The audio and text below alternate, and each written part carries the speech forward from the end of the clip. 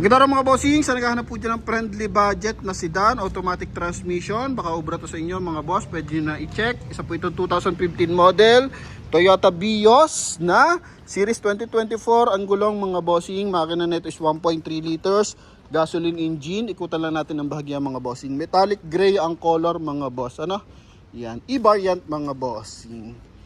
Okay, so ito yung kanyang interior mga boss. Sa mga nagkaka-interest at naghahanap ng automatic transmission, legendaring matibay, maraming pyesa, ito mga bossing, pwede nyo i-check.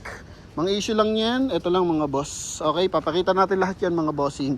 So, price natin dito, only 365,000. Kasama na dyan yung transfer of ownership mga bossing. So, front area muna tayo. Coding nito is Tuesday mga boss. Okay, so walang basag yung ating headlight, 100% na hindi binahang ating unit mga bossing ha. Ganun din yung ating paglight mga boss. Okay, magkabilaan yan, maayos yan mga bossing. Then sa hood, eto, may mga dent lang ng bahagya mga boss. Okay, so wala naman siyang major issue mga bossing. Maayos ang makina, transmission, aircon at saka suspension mga bossing ha. Sa side naman, R15 ang mags natin. Okay, although hindi to branded na tires mga bossing, pero series 2024 to mga boss. Okay, yan ha. Then ganun din yung kanyang likuran. Naka-rin visor na to mga boss.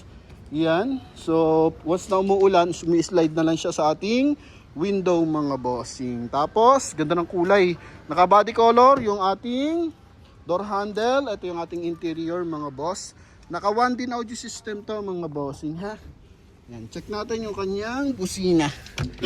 Yan, so naka-upgrade na rin yung kanyang busina mga boss. Mileage natin 78,171 kilometer mga boss. Naka-power adjust yung ating side mirror mga bossing. Ito.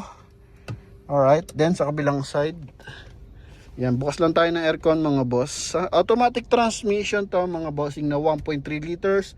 Naka dual airbag to mga bossing. So naka power window na yan. Magkabilaan, apat na bintana na yan mga boss. Okay. Then dito sa kabilang side. Yan mga bossing. So kulay gray yung ating ceiling. Kompleto sa hand grip. Tapos yung ating sun visor with mirror mga boss. Magkabilaan po yan. Okay. Yan. Then pagdating sa upuan, so stock pa rin yung kanyang mga bossing tela. So wala pa siyang mga punit o repair. So may mga stretch mark pero wala pa siyang punit mga boss. Okay? Pit na pit pa rin mga bossing ha. Yan. Then yung likuran niyan, all goods pa rin mga boss. Lamig ng aircon mga bossing ha. Pagdating dito sa ating dashboard, so meron siya ditong secret pocket. Kumbaga pinaka bottled water holder. Yan mga boss, magkabilaan yan. Tapos sa side naman is bottled water holder din mga bossing ha. Central locking na rin to mga boss. Okay. Yan. Tapos ang susi natin, check natin kung dalawa, pero yung susi natin may remote na mga bossing ha. Okay. Tapos meron siyang armrest mga bossing. So sa naghahanap po dyan ng automatic transmission, baka makusunadahan nyo. And same time mga boss, dalawang ganto natin. Isang 2015, eto yon. Tapos meron din tayong 2014 mga boss. Okay? So yung 2014 naman natin is only 345,000 mga boss. So kumbaga little bit lang yung price difference mga boss. Yan ha. Ito yung likod niyan mga boss. Kulay black naman yan mga bossing ha. Yung 2015 natin, eto kulay gray.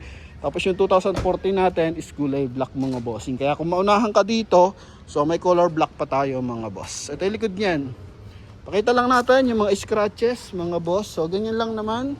Kung di ka maselan sa mga scratches, tsaka mga discoloration ng bahagya mga bossing, so ubran to sa inyo mga boss. Pero sobrang kintab mga boss ng ating paint. So check natin yung ating trunk compartment. Ito yung ating trunk opener, tsaka engine bay syempre. So priority natin, walang tagas ang makina, maayos ang suspension, transmission, tsaka aircon mga bossing. So may ilang gamit lang tayo dito mga boss. Yung pan detail, ito air inflator pero hindi siya kasama. Then ito yung mga foam lang naman yan na pang detail ng unit mga bossing. Nandito yung ating spare tire. Yan mga boss. Nakamags na rin yan mga bossing. Walang yupe yung ating trunk. compartment mga boss, pati yung mga panel niyan. Alright, pati yung ating taillight mga boss, no? Ito yung kabilang side. Oh. Check natin yung mga window mga bossing. Kalimitan lang naman pag mga ganyan, mga minor lang naman. Window ay baba kasi nga di masyado na pagkagagamit. Yan, mga ganito mga boss, no? Then ito yung kabilang side. So as in, presentable pa to. Alam naman natin kapag Toyota, so maraming pyesa mapagkukunan mga boss, no? Yan. So makapal pa mga gulong mga bossing. Siguro pinaltan to pero ano na mga boss, yan may himulmul pa. 2024 series, so almost 2 years na rin siya mga bossing. Pero goods pa, makapal pa mga bossing, 85% red light pa. Ito yung front area mga boss. Meron siyang chrome accent dito sa front area. Ito yung ating engine bay. So na yun, buksan natin mga boss. Engine bay natin mga bossing. May dent siya dito sa ibabaw mga boss, pero walang tagos. Alright. So, ibig sabihin dito lang yan mga bossing. Sa ibabaw lang talaga. Then ito yung ating engine bay. So walang tagas yan mga boss. Naka BBTI. Oh, ha? Yan. Pati sa likuran mga bossing, makikita nyo dyan, walang mga tagas yan mga boss. Naka Amaron battery mga boss. Then yun nga, naka-upgrade na yung ating busina. Yan, nakikita nyo yan, naka-bush yan mga boss. Then walang UP yung mga panel natin, magkabilaan mga boss, ha? Pati dito sa side ng ating headlight mga bossing, so wala siyang UP mga boss. All goods to mga bossing, sa naghahanap dyan ng pan daily use and automatic transmission, so pwede na to mga bossing. Ito yung kanyang side mga boss. Alright, tapos sa likuran pakita din natin. Ito yung likuran yan mga boss. Legendaryong matibay yan, Toyota Vios yan mga bossing, ha? Kung ayaw nyo ng gray, yun nga, available tayo sa black mga bossing. Pero kung gusto, kursunada nyo yung gray, so tumawag na agad kayo mga boss, ha? Yan, so madalang, dalawa lang yung ating Vios mga bossing. Tapos may parating tayong Innova na manual transmission, so abangan nyo, baka up next na yun dito mga bossing, ha? Okay, so goods na goods naman to, 100% na hindi binahay yung ating unit mga bossing. Okay, so pwede kayo magpadala ng mekaniko, then relatives nyo na marunong sa unit. Okay, so sa lahat ng interesado, so tawag lang mga bossing. Goods lang tayo, forecast transaction mga boss. Hindi muna tayo nagpapapinancing by the meantime mga boss, ano? Kasi yun nga, kung gusto niyo magkaroon ng sasakyan, so dream car, so pag nakapinancing kasi mga bossing, so medyo may ano tayo pa dyan, hassle kasi nga yung magma-monthly due pa tayo.